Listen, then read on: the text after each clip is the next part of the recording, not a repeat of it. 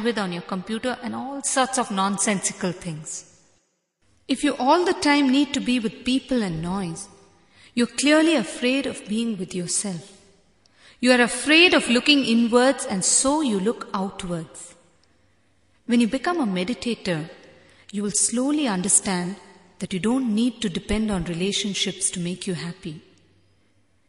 You are enough unto yourself. When you cannot be in peace with yourself, you will remain at the periphery of your being, caught in the so-called relationships. You need to have a relationship with yourself first. When this is strong and steady, relating to others will become just incidental. Right now, what needs to be at the periphery is seen as the core, and what should be the core is treated like the periphery. You have to reverse the situation, for which you have to turn your gaze inwards. You need to establish peace inside yourself. For this, you need to have the courage to go behind your mind. You are ready to give appointments to everyone, but not to yourself. You give appointments to others because it is ego-fulfilling. You don't give an appointment to yourself because you are afraid that the truth might surface and you might not be able to take it.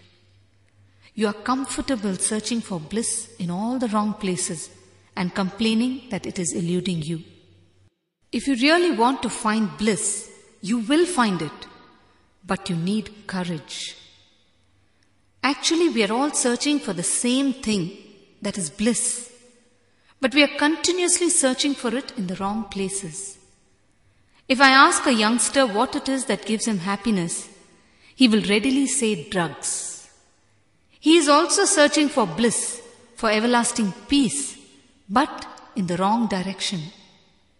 We have moved so drastically away from our path that our original thinking system has been completely replaced by our negative thought patterns.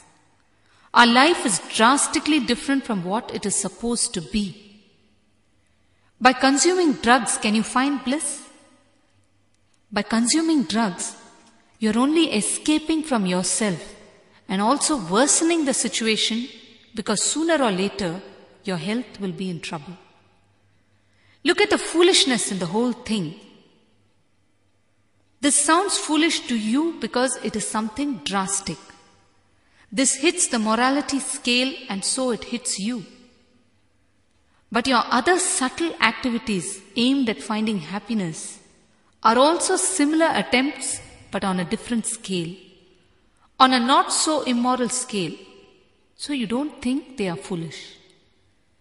Whenever you get time, do housekeeping of your mind, and you will know what I am trying to say.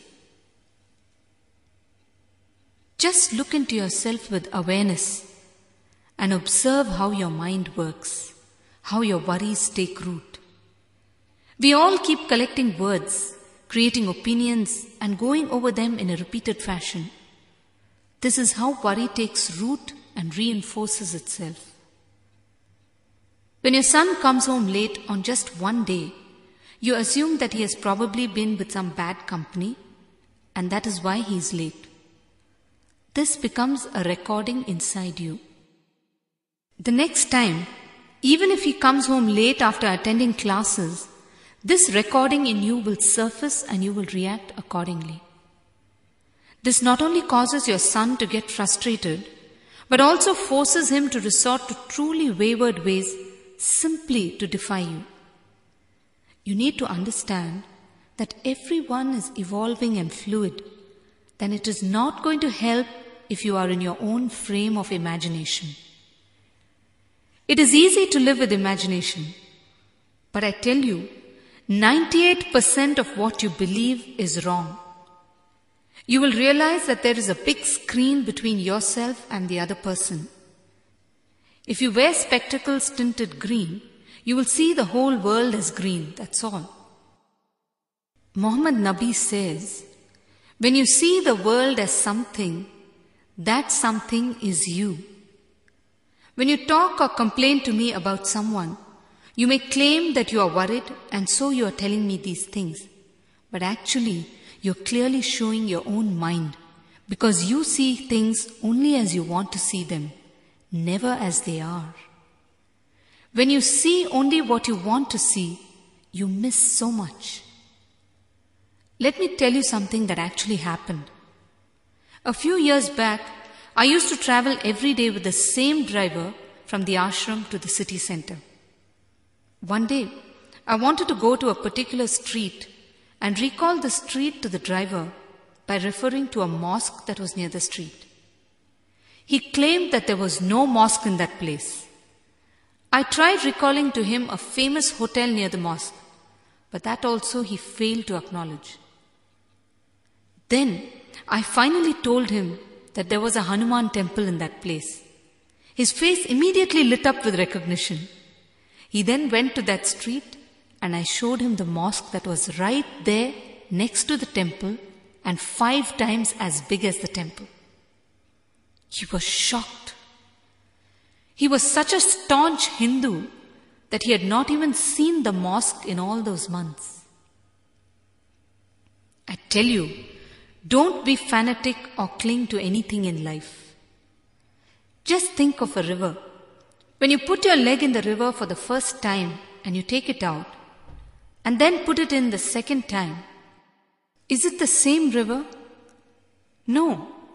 The river has changed faces. The same water is not there anymore. Fresh water has flowed. Is it not? So don't try to identify yourself with any religion or anything for that matter. Life is ever changing. Because of your narrow scope of beliefs, your spiritual growth gets stalled and curbed. You become like a horse that has only a limited view of the road ahead of it. A broad perspective is essential in life. Our forefathers gave us a lot of food, but not the tongue to taste it. It is up to us to experience this world with joy. The joy is in the way you experience it, not in the outer world objects themselves.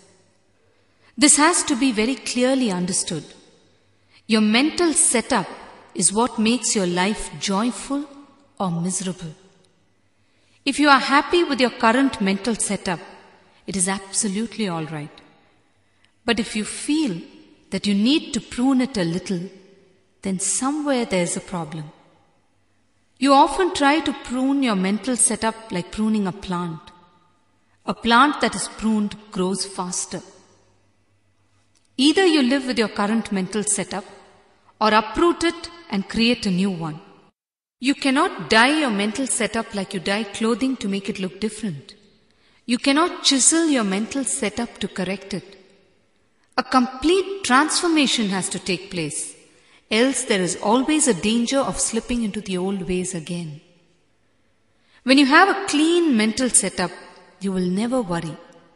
Only when you are confused with complex thought patterns and words, you will be worried always.